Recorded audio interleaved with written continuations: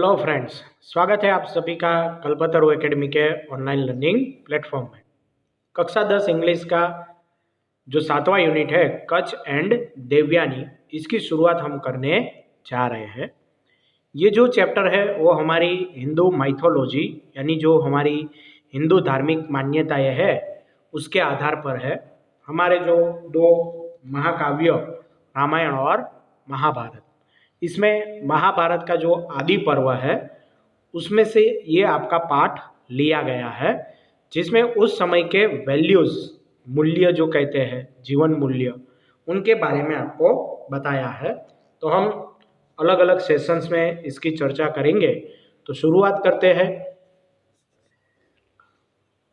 इसमें जो दो कैरेक्टर है कच्छ एंड देवयानी, जो उसकी मैं पहले आपको थोड़ी डिटेल दे दूँ तो आप यहाँ देख सकते हो कि मुख्य 3 कैरेक्टर है हमारे इस चैप्टर के। पहला है कच्छ, जो कि देवताओं में बृहस्पति उसका पुत्र है।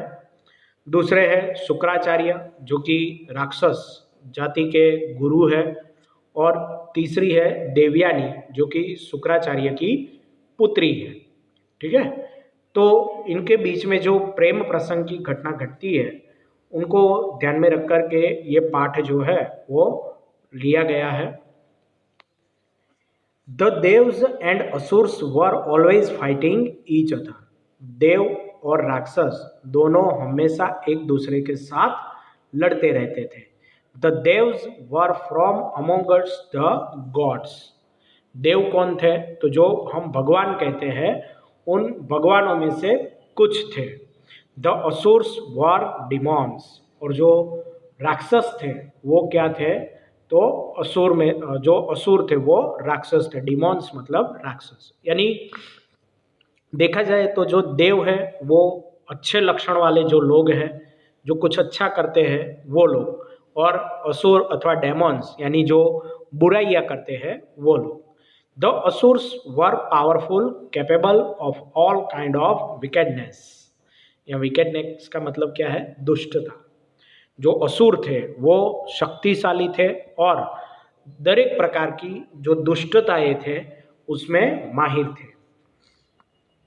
सम of them were great rulers and mighty kings. ऐसा नहीं है कि सभी दुष्ट थे, इनमें से कुछ महान शासक भी थे और बहुत ही माइटी यानी शक्तिशाली राजा भी थे। जैसे बलि राजा है, रावण है, कंस है। भले कंस दुष्ट था लेकिन वो शक्तिशाली था, तो ऐसे राक्षस भी उसमें थे। In their fight with the devs the asurs had an advantage.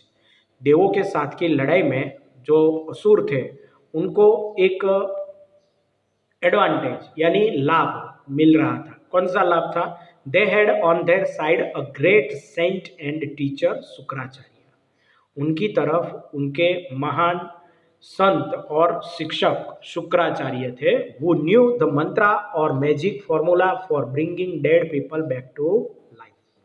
जो मरे हुए लोग जो थे उसको पुनर्जीवित करने का जो मंत्र थे या तो जो जादुई सूत्र वगैरह थे वो उनको जानते थे, जिससे जो राक्षस मर जाते थे उनको वो जीवित करते थे।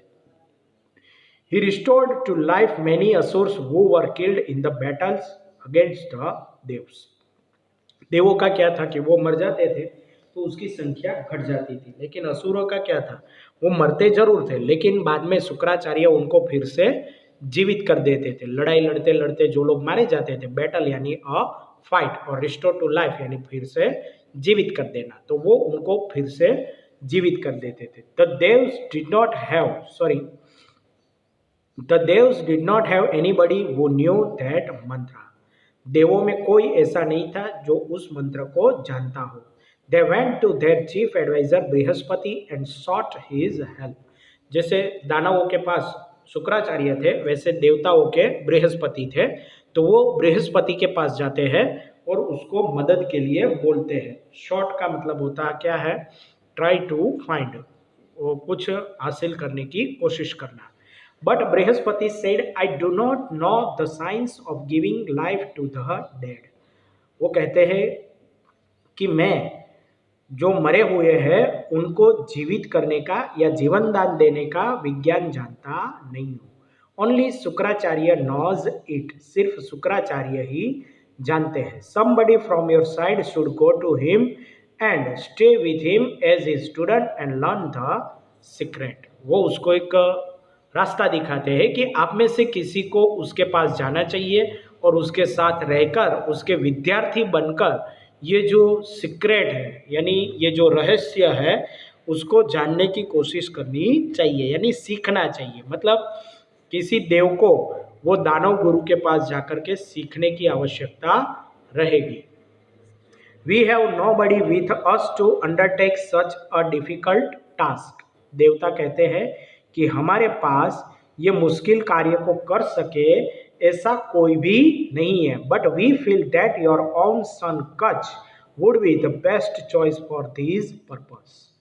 वो कहते हैं कि आपका पुत्र कच ये काम के लिए हमारी श्रेष्ठ पसंदगी है, हमें ऐसा लगता है। Brihaspati thought for a while and then said yes let Kach go.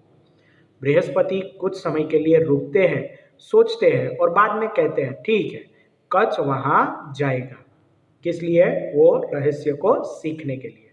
The devs called Kach and ask him if he could render them his service. यहाँ रेंडर का मतलब क्या है? To give something to someone, किसी को कुछ देना। देखिए ये जो तीन शब्द है अंडरटेक, पर्पज और रेंडर। तो अंडरटेक का मतलब क्या है? टू एग्री और प्रॉमिस टू डू समथिंग, कुछ करने के लिए आपको उसके साथ सहमत होना है या उसको वचन देना है। पर्पस क्या है? तो यहाँ पर्पस का मतलब होता है हेतु। तो कुछ करने का हेतु या हम कुछ अच्छा हासिल करें उसके लिए जो दिमाग में हम एक प्राण लेते हैं वो। और रेंडर यानी to give something to someone, किसी को कुछ देना। तीन शब्द है वो भी देख लेते हैं। डिसिपल यानी प्यूपिल या फॉलोअर, विद्यार्थी अथवा तो यहाँ शिष्य कहलाएगा। रेजिंग तो lifting to a standing position, यानी बैठकर जो हम खड़े होते हैं तो खड़े होने की परिस्थिति में आना। और ऑब्जेक्टिव यानी पर्पस। तो पर्पस और ऑब्जेक्टिव दोनों एक दूसरे के समानार्थी बनते हैं, ये बात यहाँ ध्यान में रखना। This said, go to Sukracharya and be with him as his disciple for as long as is necessary to learn the science of raising the dead. वो कहते हैं कि आप हमें आपकी जो सेवा है वो प्रदान करें। आप शुक्राचार्य के पास जाइए, उसके शिष्य बनकर रहिए और जितना समय लगे भले लगे, परंतु आप उसके साथ रह कर के जो मरे हुए लोग हैं उसको जीवित करने का जो विज्ञान है वो जानकर आइए। Serve him with all devotions, उसकी सेवा कीजिए। कैसे सेवा करनी है यहाँ पर? तो पूरी निष्ठा से, पूरे भक्ति भाव से उसकी सेवा कीजिए। You may also be friendly with Devyani his beautiful daughter. आपको उसकी सुंदर पुत्री देवयानी के साथ भी मित्रता करनी पड़ेगी। That will help you in attaining your objective, वो आपके हेतु को सिद्ध करने में मदद रूप बनेगी।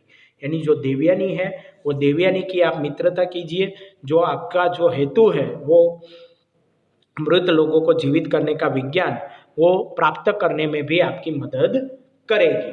तो फ्रेंड्स हम यहाँ पहला सेशन रोकते हैं। जिन्होंने अभी भी चैनल को सब्सक्राइब नहीं किया है वो चैनल को सब्सक्राइब कर लो और फटाफट वीडियो को लाइक करो और अपने मित्रों को भी ये वीडियो शेयर करो।